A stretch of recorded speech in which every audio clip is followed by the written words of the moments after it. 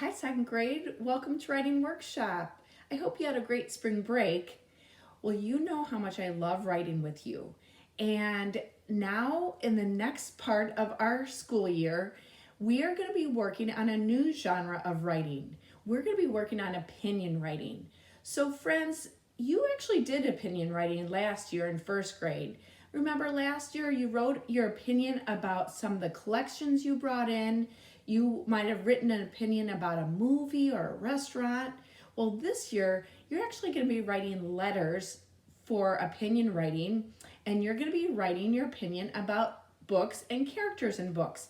But before we start that, we just wanted to spend this week on getting used to writing a letter. So instead of writing an opinion this week, we're actually just going to get used to writing a friendly letter and understand what the format of a letter looks like. So our target today is I can write a friendly letter with an opening that's kind of like a hook, a body, and a closing, which is kind of like a wrap-up like we did in narrative writing. So I want to show you in our mini lesson today that we actually break down a friendly letter into about 5 parts plus a date. So the way we are going to structure our letter is we're going to start with our greeting, we're going to have an opening, we're going to deliver some news to our reader, we're going to close, and we're going to sign off with a signature. So friends, I want to show you a couple points that are going to help you a little bit more with your friendly letter. Okay, so again, we're always going to start by putting our date in the upper right hand corner of your letter.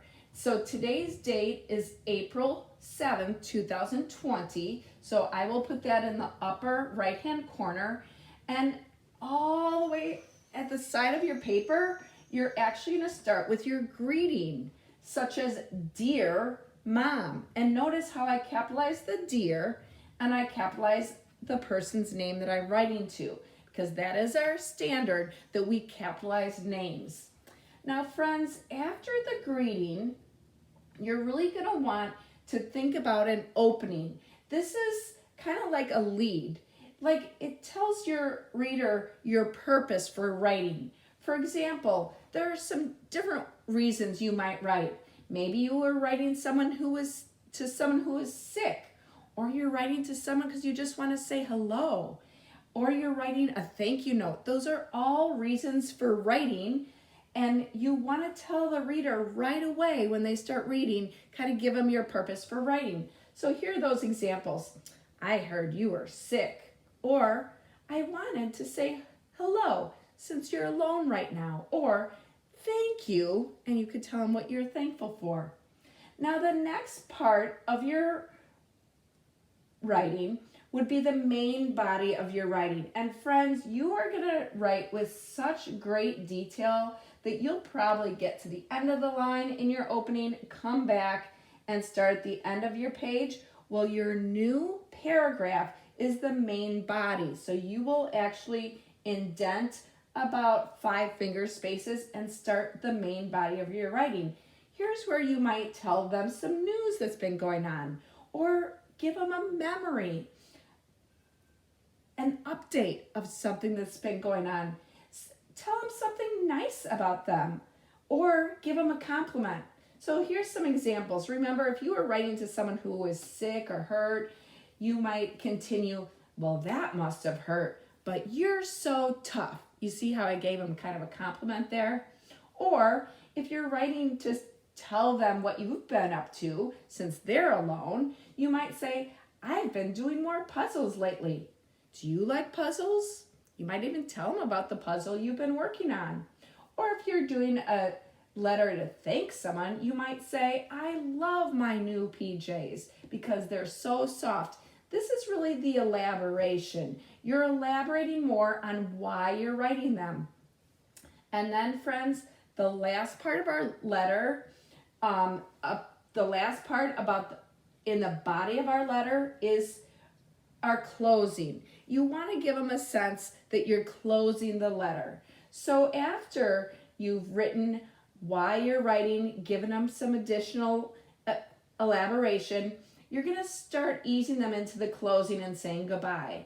I hope you feel better soon so you can and go ahead and elaborate what you're hoping for them. You are the best friend, and I can't wait until we can, something that you're really looking forward to doing with them again. Or if it was a thankful letter, it was so nice of you to think of me. So those are all nice, friendly wrap-ups. And then finally, when you're done with your letter, you're going to sign off and give them your signature. Now, I'm going to be writing to my mother, so I love my mom, of course. So my sign off is very, very warm and friendly. It's love, comma, Amy. However, if you're writing to someone who you're not quite as warm and comfortable with, you might say from and then your name. So friends, do you want to see the letter I wrote to my mom? Before I wrote it, I went back though, and I organized across my hand. I thought, okay, who am I going to write to? I'm going to write to my mom. I'm going to write to her because she actually broke her toes on her foot. So I'm going to open with that I'm sorry to hear that. I'm going to not give her so much news, but I'm going to actually take her on a little journey into a memory that I had when I broke something. I thought that might kind of brighten her day. And then I'm going to close the letter. I'm going to probably talk about just hoping that she gets better soon. And then I'll sign off and give her my signature. So before you start your writing, I want you to organize on your 5 fingers. I want you to organize your piece before you start writing, because then, again, we can write long and strong. So here's what I ended up with. April 7, 2020. Dear Mom, here is my opening. Do you see that I indented right here, friends? You can see that this is the opening right here. I was so sorry to hear that you broke 2 toes. I can't imagine how much that hurt. That told her my purpose for writing right away. I let her know why I was writing. Here is my main body. You can see that it takes up most of my writing, most of my letter. Do you remember when I broke my thumb? I was so scared I wouldn't be able to do gymnastics again. But you put ice on it and took me to get a cast. Now it's good as new. I just kind of wanted to entertain her a little bit with a memory and kind of make her feel better, like it's gonna be okay. Then, as you can see, I started a new paragraph. I indented and I'm starting to close my piece. I hope your toes heal fast too, because I can't wait to go for a walk on the bike trail with you. There's so much nature to see. And then finally, I sign off with love, comma, Amy. And that's at the very edge of the page. So friends, as you can see, I have my 1, 2, 3, 4, 5 parts of my letter plus my date. So when you are writing today, I want you to really think about whose day you could brighten. Who do you want to say hi to? Who do you want to be thankful for? Who do you want to tell them that you've been thinking about them?